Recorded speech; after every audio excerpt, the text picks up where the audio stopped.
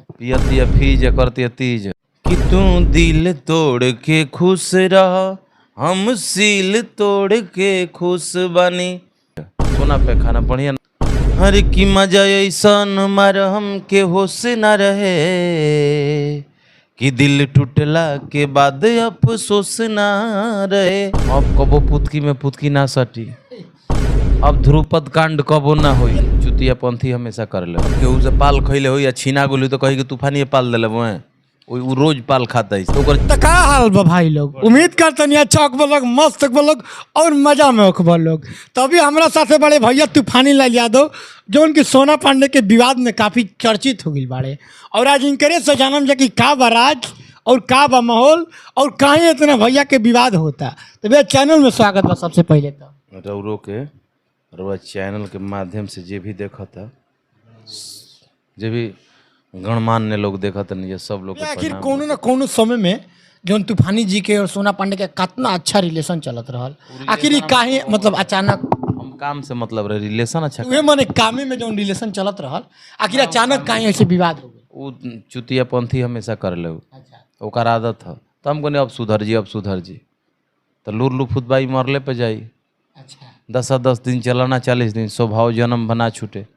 तो ओकर स्वभाव हो गई बा कर एक्सप्रेस कराक्सिन देवी, अच्छा कराक्सिन ना एगो औरत होली सा करहट करे लगली सा वो टाइप के भी। का लागत भैया उ सुधर जइहन।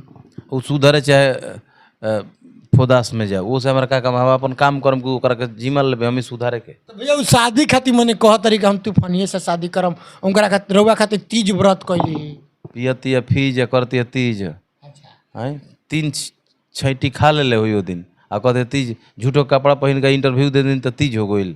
रो रही है कि मतलब हम तूफानी खातिर तीज किए हैं, हम अभी मरद है ये है वो है। ओ हमरो दी हमारा सौंसे हमारा क्षेत्र के बुजुर्ग लोग के उहे दी तरन तारा हुई दे दी सब कोई के एकरा के ले जाके आ जितना बुजुर्ग आदमी बानी जा जेकर एग रोल लूज हो गई बा एकरा के ले जाके पड़ोस दी कि लूज एग रोल एकरे पर एकरा झिलकटिया लिबरी पर अगरत रही जा, अच्छा ई संतुष्ट रही उतने में।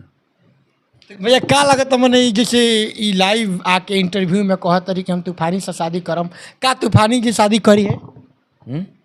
हाँ कलेम नहीं के बढ़िया ना कलेबे के चाहिए, हो जाए तो कैसा रउरा लागता। अभी तो रवि ने जानम की हो जाई तो कैसन लागी, ठीके रही एक तरफ से, अगर बढ़िया ना लगी रुआ बढ़िया लागी काहे ना लागी। तो रुआ का करम शादी हो जी तो ओकरा का करम रुआ उहे खुश हो जी, जनता लोग खुश हो जी कि नहीं तूफानी शादी करेले सोना से, जनता लोग खुश हो जी।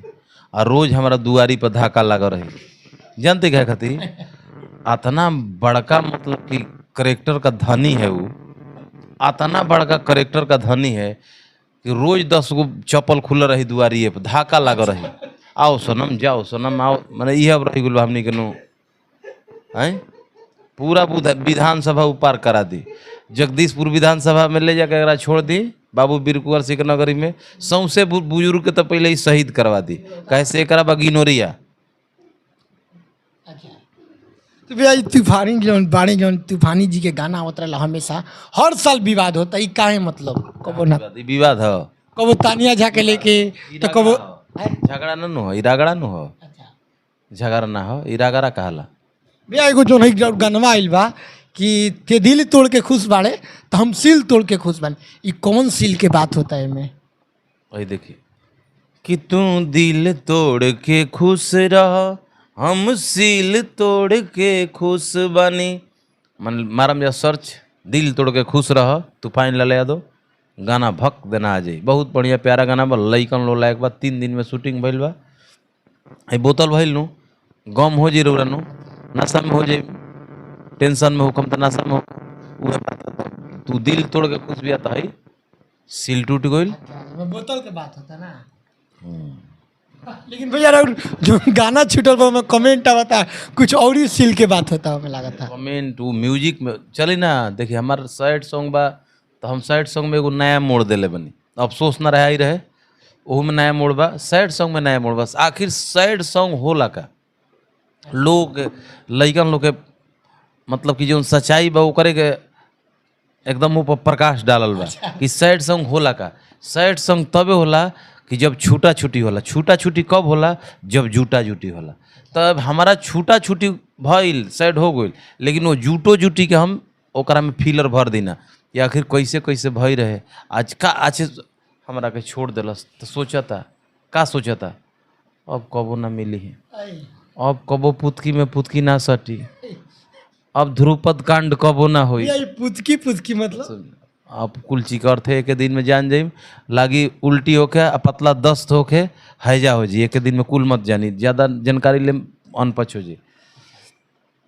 तो इ तमाम तरह के उमें देखावल गइल बा कि प्यार रहेला आ प्यार छूटेला तो जब छूटता तो का ओकरा नाचता कि अब कबहू ना मिली। आनंद कंद सचितानंद के जीवन प्राप्ति करावत रहे, अब कबो ना मिली। बड़ा नीमन रहे, बड़ा गसीम रहे, बड़ा झटका पर झटका मिलत रहे, समझते हैं। अब मान लीजिए कर तिरसाकर वाला झटका मिल गई लोग हाई पिकअप, मैंने एक बात कहते हैं तिरसाकर वाला जरा हाई पिकअप वाला झटका मिल गई लोग तो अफसोस न करी कि वैसन तो में ही कवरऑल वाला के झटके नहीं खे दे तो उहे कुल याद करला सलाई एगो गाना भी आई रहले, एगो अफसोस ना होई कुछ करके, तो ओकरो में उहे देखाव रहे कि जब वो लड़कवा कहता लड़किया कहते हर की मजा ऐसन मार हम के होश ना रहे कि दिल टूटला के बाद अफसोस ना रहे। मैंने वो कहते आज हम मिलल भाई आतना मजा मारला मस्ती कल कि जिंदगी में छूटा छूटी का अफसोस ना रहे। ई संतुष्ट रहे कि ना चारों कोन कोड़ला के बाद में चौहदियो कोदो बिगा ही दिले रही। जाहिर हुआ कि मसालेदार मिल गइल बा, दिया मसाला चलाइए, हरी का गुन गाइए।